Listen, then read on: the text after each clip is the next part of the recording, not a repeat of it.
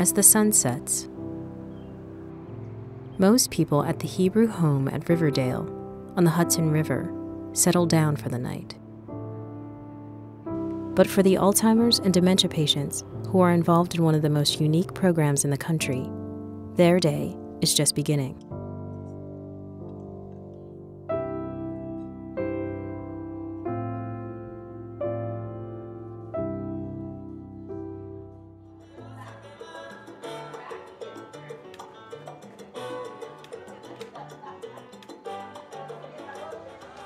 People who have Alzheimer's disease no longer use the clock the way you and I do. When we look at a clock at 11 o'clock at night, even if we're not tired, we know it's time to go to bed. Somebody who has lost the ability to distinguish time anymore, it means nothing to them. Their whole rhythm is off. And so sleep comes when it feels like coming. But they're only going to sleep for 2 or 3 hours. So now they'll be up at 1 o'clock in the morning or 2 o'clock in the morning getting dressed to go to work. Or they'll start cooking breakfast with pots and pans and waking up the caregiver.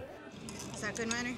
This phenomenon, called sundowning, often causes tension between the Alzheimer's victims who still live at home and their exhausted caregivers. We would be up most of the night. She won't stay in her bed. She'll keep getting up, and then she would start screaming her prayers out really loud and wake up the entire house. Louise Yaron has been caring for her 90-year-old mother, Catherine Fatanti, ever since Catherine started slowly losing her mind. That was something to that train I had. Yeah? Carrie and I sewed it all by hand. You had beads and stuff? The night disturbances were beginning to affect the entire family.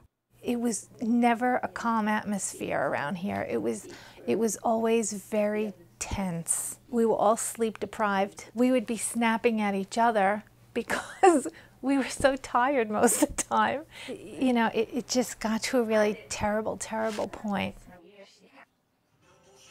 But now, Catherine comes here each night, where a small number of mostly Medicaid patients can pass the time under the watchful eyes of nurses and therapists who offer dancing, massage, and alternative therapies when dementia patients are at their most active, in the middle of the night.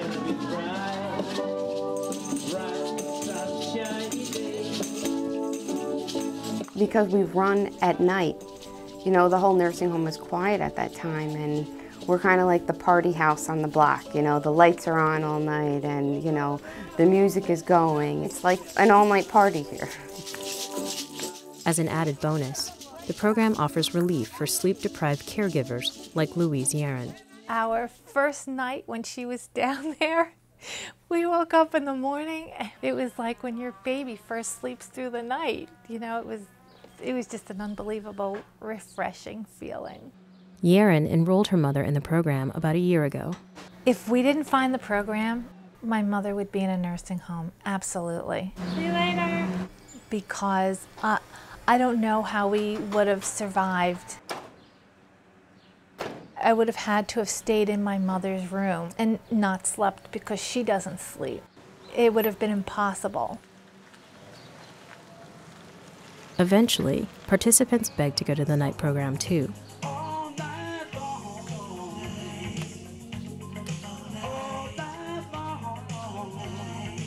Head therapist Karina Larecki. Oh, they get stimulation, they get, you know, activities, they get exercise, they have people around them, which sometimes at home they watch a TV. I mean, these people come here faithfully every day. So they come here for something. I don't have no problem. I come here every day, and you see that I like it, that I stay here every night too. I don't go home. Carmen Fevres also comes here every night. I like the people. I like the one guy coming for the musician. In her 60s, Fevres lives by herself and, according to friends, has been slowly losing her memory. Porque yo estaba enferma. I don't remember nothing. You were sick? What were you sick with? You know, she lost her mind. That's what happened. I have no memories. A diabetic, Fevres often forgets that she eats, sometimes doubling or tripling her meals. Coming. Despite the playful atmosphere, No. the ElderServe therapists never forget that they are dealing with people who have a complicated illness with a variety of needs, ailments, and behaviors. It's not an easy population to work with. It's an everyday introducing yourself to this person. It's an everyday trying to get through this person, and you have to be careful which way you speak to them because you don't know which way they're gonna go. They forget their lives that they lived. It's not like forgetting your keys. Your body goes through things. We have to respect them as adults, so you can't treat them like a child. The night activities are designed to keep participants busy. For the lucid patients, there's lively music and dancing, or sunset walks when the weather is nice. While in a separate room is a special care group, those whose minds are further gone. Soft lighting and new age music create a soothing atmosphere, though sometimes there are outbursts. Why are you mad? Don't be mad. Don't be mad. Fuad Mustafa is in his 80s and barely speaks. We really got to comfort and try to, understand where he's coming from. So it's harder for him, and it's more frustrating because we're not understanding and he's not understanding us. To calm himself, Mustafa dips his fingers into a bowl filled with toys and soapy water with a lavender scent. The ElderServe program doesn't manage behavior with drugs, and instead employs holistic remedies like massage, pet therapy, aromatherapy, and touch therapies to keep patients calm. It is far better, in my opinion, to touch, to caress, to hug, to massage than it is to medicate. Larecki agrees. There's a lot of people out there and a lot of families that need this kind of setting, and they don't even know about it. So after 10 years, why isn't there another place like this in the country? We don't understand why others wouldn't replicate this because there's clearly a need for it in every community. Alzheimer's disease exists everywhere. And to have this kind of a resource in any community would be an absolute godsend to caregivers. It's not complicated.